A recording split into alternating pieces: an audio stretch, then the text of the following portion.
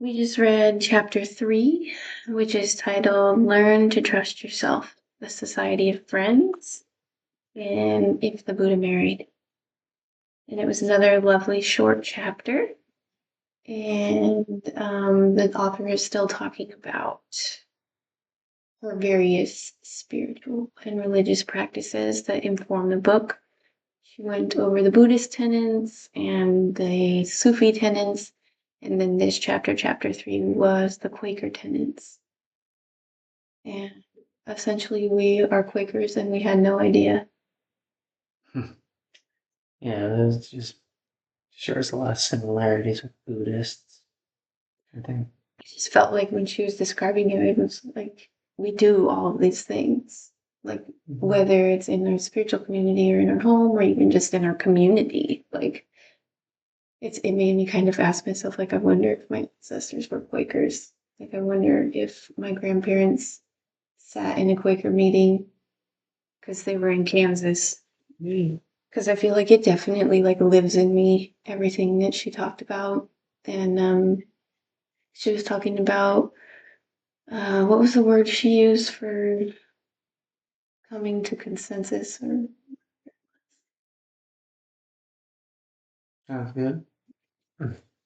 she talked about in successful marriages that she interviewed, they kind of use the Quaker approach to coming to consensus, where each person is heard and their feelings are expressed, and sometimes she said it gets hairy or whatever, which I was like, yeah, it gets really exhausting to have that level of communication that we hold ourselves to in our relationship. Sometimes the conversations go on forever because the feelings just keep spiraling out because they're just layers and layers of feelings. But sometimes these long conversations then result in a consensus where we both feel heard and seen, and we come to an agreement. Maybe it's not necessarily want.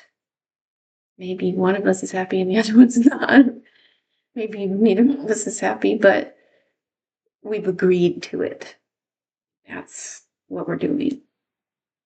Well, in this they say, the conclusion is usually a situation where nobody's winning and nobody's losing. So both parties are compromising. Yeah, well, when I Come to a say like solution. one of us is happy and the other one's not, are we ever really happy when one of us isn't happy?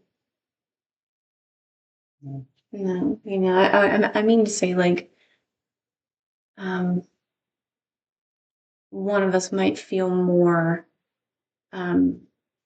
satisfied by the result than the other might be. Maybe I'm not, can't really think of anything like that.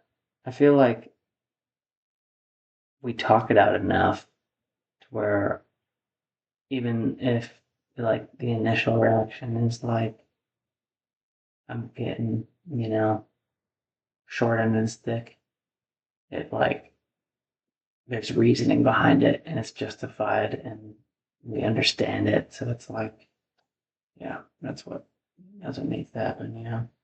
Yeah, then that makes me think about like how I have like a guilty type personality. I feel guilty getting what I need. So like, Yeah, there's that part too. there's that part, which that's where the Buddhism like comes in, because for me, because like we're talking about this Quaker specific thing that she's applying to relationship and communication and relationship, and then I'm thinking about how when we utilize that, I still find myself with my internal dialogue of self-judgment or um, what would it be? Just like not feeling like I deserve to have my needs met. And then that's where, um, like the other things she talked about thus far in the parts that we've shared with you, like where, to honor myself is an honoring of spirit in the Sufism. And in Buddhism, it's an opportunity to notice what she called like the programs that we run in our head, and to kind of like evaluate how is this playing out, and how might I like not participate in it?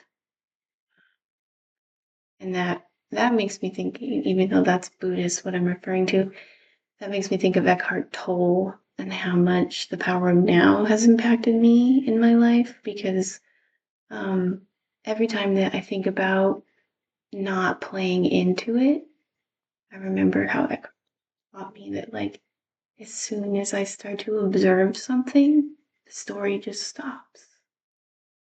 You know, like, you can't be mad if you're observing that you're mad. You know, your mind goes to a different place, which is just a diatribe. Mhm. But yeah, that was the stuff that struck me immediately in this chapter. Would you like to share anything that stood out for you? Uh,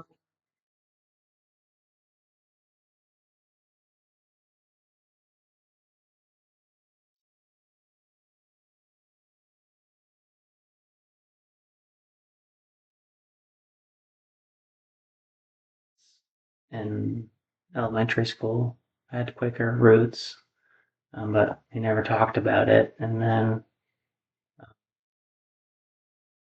yeah,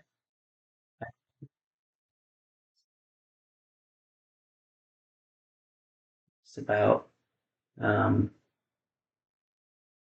they intentionally try to just get as much as they need, like materially, like just get as much as they need and nothing more, so that they have space to follow their passions and to meditate, or they don't meditate per se, but to think deeply and reflect, um, and to also, give back to the community and be of service.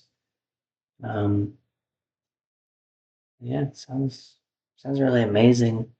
Can only imagine that a lot of what they did spread through the U.S. I know they were a large movement. I just think it's funny because I'm just thinking about some of the things she said that are the character of this community. And you say, I haven't heard much. And I was just thinking about how she said, like, they're one of their focuses is to listen, and that they don't, doesn't matter where they meet, and they're not dogmatic. So I'm just thinking, like, we haven't heard anything because they're not proselytizing, and they're probably not out there espousing venerable wisdom like a lot of us Buddhists are, because they're really thinking about being humble. Yeah, just all word of mouth. Yeah, I think it says they don't follow any scripture or anything, and it's all just meetings. So Which was interesting to me, though, because at the beginning of this chapter, um, there was a quote from postscript to an epistle to the brethren in the north issued by a meeting of elders at Balby, Yorkshire, England. And it sounded so Christian. Like, the quote here, just I completely like shut down when Joe was reading it because it just sounded so biblical, because I'm not Christian and I don't receive Christian wisdom very well. So it's really, really interesting to me how the Quaker practice is deeply rooted in sort of a Christian practice, but it's somehow it's like not Christian at all. Kind of makes me think of how we were talking about Rudolf Steiner earlier today, and what his um, main goal of achievement is. And I'm interested in diving into more of what Joe learned today about that, because he was finding that Steiner is very Christian influenced. Um, Yeah, but I bring that up because on this channel we will definitely be reading some Waldorf books. We will probably read some Steiner books, which are very dense. for sure. And so we're we're raising our family from an anthroposophical approach, and we're learning about how to do that because we are passionate about Waldorf. So you'll be finding some of that as well here, and we'll be learning it with you because we do not know. All We right. know we like it. Yeah. Well, yeah, we think we like it. Understand it. So if you are interested in that, comment below. If you're someone who is passionate about that and has wisdom and education and would like to chat with us privately or for the channel, let us know. And if you're a Waldorf parent who has some book recommendations, let us know. And you can actually send us an email. Should we put our email in the video? We'll put it down Yeah. below. We have an email address where you can Description. send us things that you like and things that you're interested in chatting about here. All right, looking forward to next time. See you later.